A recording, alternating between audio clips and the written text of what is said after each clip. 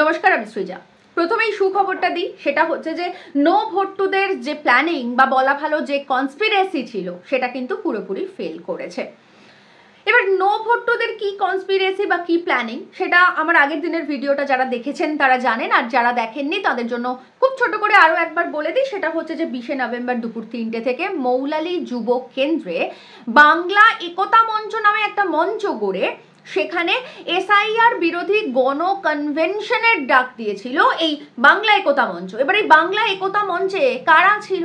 আসলে এই বাংলা একতা মঞ্চের যিনি ডাক দিয়েছিলেন তিনি হচ্ছেন এককালের দোর্দণ্ড প্রতাপ নকশাল নেতা এবং অধুনা একেবারে মমতা ব্যানার্জির স্নেহধন্য তন্ময় ঘোষ। এই তন্ময় ঘোষের পরিচয় কিন্তু এইটুকু নয়, মানে এককালে নকশাল নেতা, পরবর্তীতে তৃণমূল কংগ্রেসের মুখপাত্র, এইটুকু বললে পুরো পরিচয়টা দেওয়া হয় না। আসল পরিচয়টা হচ্ছে যে এই যে no vote to BJP campaign 2021-এ হয়েছিল, এই নো ভোট টু বিজেপি ক্যাম্পেইনের মূল সংগঠক এবং প্রথম সংগঠক যিনি প্রথম এই নো ভোট টু বিজেপি ক্যাম্পেইনটাকে সংগঠিত করেছিলেন তার নাম হচ্ছে এই তৃণমূল কংগ্রেসের মুখপাত্র তন্ময় ঘোষ, যিনি এই বাংলা একতা মঞ্চ তৈরি করে এখন নতুন করে এই 20 তারিখ দুপুর 3টের সময়, মানে 20শে নভেম্বর দুপুর 3টে থেকে মৌলালী যুব কেন্দ্রে যে গণ কনভেনশনের ডাক দেওয়া হয়েছিল, এসআইআর বিরোধী গণ কনভেনশনের ডাক দেওয়া হয়েছিল, সেটাকে তৈরি করেছিলেন বা সেটাকে ডেকেছিলেন।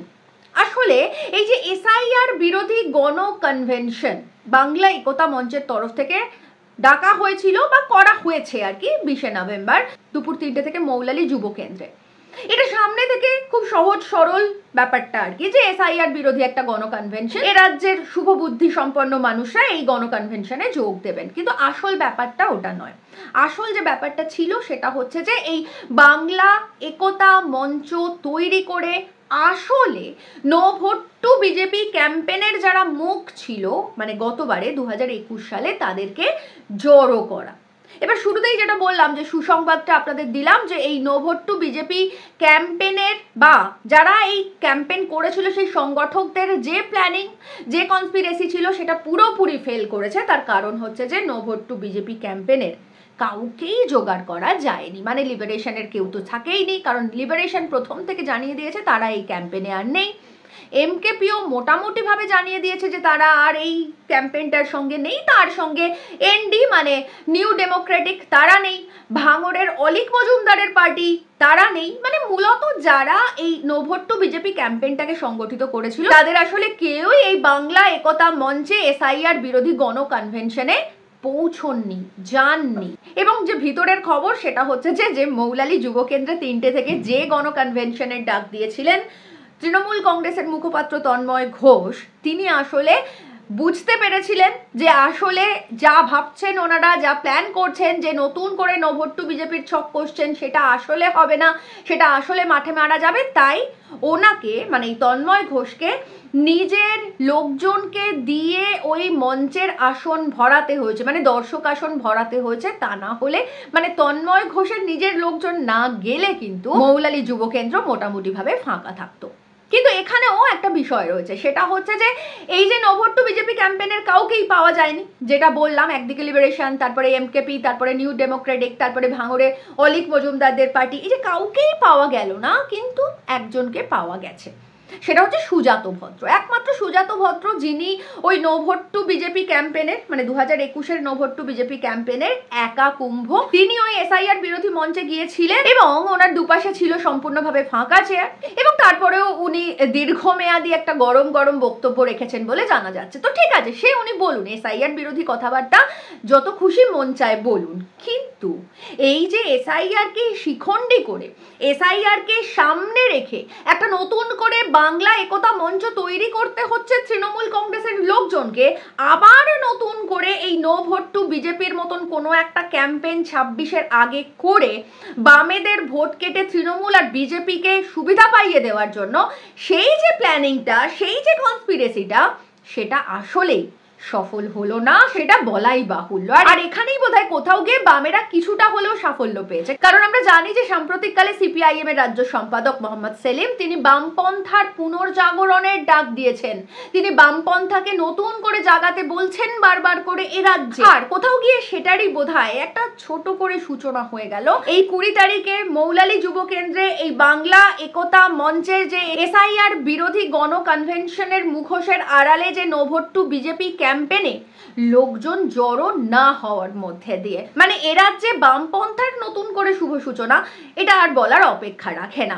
আসলে কোথাও গিয়ে মানুষ বোধহয় এবার বুঝতে পারছেন, মানে একটু একটু করে ধীরে ধীরে তারা রিয়েলাইজ করছেন যে এই যে তৃণমূল আর বিজেপির এই যে সেটিং, এবং এই সেটিং এর জন্য এই রাজ্যটা যে শেষ হয়ে যাচ্ছে সেটা মানুষের কাছে, মানে সেই ধারণাটা মানুষের কাছে কিন্তু আস্তে আস্তে পরিষ্কার হয়ে যাচ্ছে। আর পরিষ্কার হয়ে যাচ্ছে বলেই 20 নভেম্বরের মৌলালী যুব কেন্দ্রে নো ভোট টু বিজেপি ক্যাম্পেনের শুধুমাত্র সুজাত ভদ্র ছাড়া আর কাউকে পাওয়া যায়নি।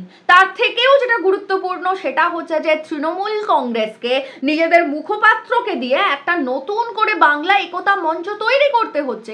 তা না হলে তৃণমূল কংগ্রেসের তো এরকম একটা মঞ্চ ছিলই, এই যে দেশ বাঁচাও গণমঞ্চ, দোলা সেন এবং পূর্ণেন্দু বসু চালাচ্ছেন। আসলে এই চোর ছ্যাচরদের মুখ দেখে দেখে মানুষ বুঝতে পেরে গেছে সত্যিটা কি। আর এখন এই দেশ বাঁচাও গণমঞ্চকে লোকজন বলতে শুরু করেছে যে তৃণমূল বাঁচাও চোর মঞ্চ।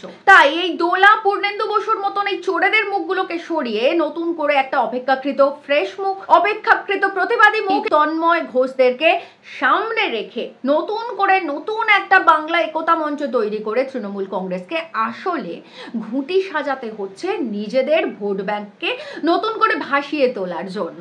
আর সেই কারণের জন্য 20 নভেম্বরের এই যে গণ কনভেনশন সেটা আপাত দৃষ্টিতে একেবারে নিরীহ এসআইআর বিরোধী একটা গণ কনভেনশন, বাংলা একতা মঞ্চ একটা আপাত বিরোধী বাঙালিদের এক করার মঞ্চ, এগুলো দেখে মনে হতে পারে, মানে সাধারণ দৃষ্টিতে দেখে মনে হতে পারে, কিন্তু আসল বিষয়টা কি আমি এর আগের ভিডিওতে ডিটেইলে বলেছি, আবারও বলে দিই একবার যে এই বাংলা একতা মঞ্চ আসলে নো ভোট টু বিজেপি ক্যাম্পেনে, মানে 2021-এর নো ভোট টু বিজেপি ক্যাম্পেনে যারা মূল সংগঠক ছিল তাদেরকে কাছাকাছি আনার প্রচেষ্টা মাত্র। আর এই এসআইআর বিরোধী গণ কনভেনশন হচ্ছে নো ভোট টু বিজেপির শুভ সূচনা করার একটা প্ল্যানিং। এটাই ছিল মোটামুটিভাবে তৃণমূল কংগ্রেসের, বা বলা ভালো তৃণমূল কংগ্রেস তাদের অপেক্ষাকৃত স্বচ্ছ ভাবমূর্তি এবং প্রতিবাদী নকশাল নেতা তন্ময় ঘোষকে দিয়ে এই প্ল্যানিংটা করেছিল, যে প্ল্যানিংটা এই মুহূর্তে দাঁড়িয়ে মাঠে মারা গেছে পুরোপুরি। কারণ সুজাত ভদ্র ছাড়া এই নো ভোট টু বিজেপি ক্যাম্পেনের আর কেউ ছিলেন না। তার থেকেও গুরুত্বপূর্ণ হচ্ছে যে তারা শুধুমাত্র মঞ্চে ছিলেন না নয়, যেমন বললাম তারা কিন্তু দর্শক হিসেবেও কেউ উপস্থিত ছিলেন না।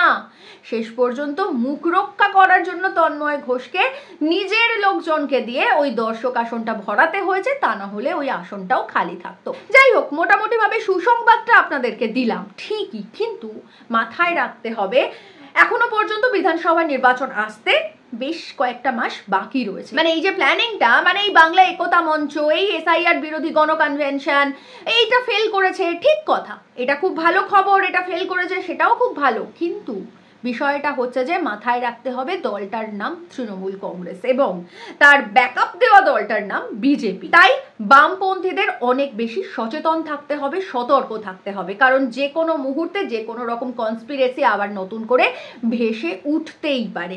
একটা ফেল করেছে 20 নভেম্বরের যে বাংলা একতা মঞ্চ বা এসআইআর বিরোধী গণ কনভেনশন, সেইটা ফেল করেছে, কিন্তু তার মানে এটা নয় যে তৃণমূল কংগ্রেস এখানেই থেমে গেল, বিজেপি এখানেই থেমে গেল। অন্ততপক্ষে তৃণমূল বিজেপি যেরকম শক্তিশালী দল, ঠিক যতটা ওরা পয়সা খরচ করতে পারে সেরকমই ওরা মাসল পাওয়ার ইউজ করতে পারে, সেরকমই ওরা হুলিগানিজম করতে পারে। তাই বামপন্থীদের এর বিরুদ্ধে সতর্ক থাকতে হবে, সচেতন থাকতে হবে, এবং তার থেকেও গুরুত্বপূর্ণ হচ্ছে যে এরকম যখনই কোনো কনস্পিরেসি দেখা যাবে সেটাকে রুখে দেওয়ার চেষ্টা করতে হবে, তবেই একমাত্র এ রাজ্যে বামপন্থার পুনরুত্থান সম্ভব। আর তার সঙ্গে অবশ্যই এ রাজ্যের যে সমস্ত মানুষ রয়েছেন যারা ভোটার, তারা অবশ্যই সচেতন থাকবেন, কারণ এই no vote to BJP campaign যারা 2021-এ করেছিল তারা আসলে তৃণমূল এবং বিজেপিকে জায়গা করে দিতে এবং তার সঙ্গে বিধানসভায় বামপন্থীদের ফাঁকা করে দিতে, মানে শূন্য করে দিতে কোনো রকম কসুর করেনি। আর তার ফলে সব থেকে বেশি সমস্যায় কারা পড়েছে জানেন?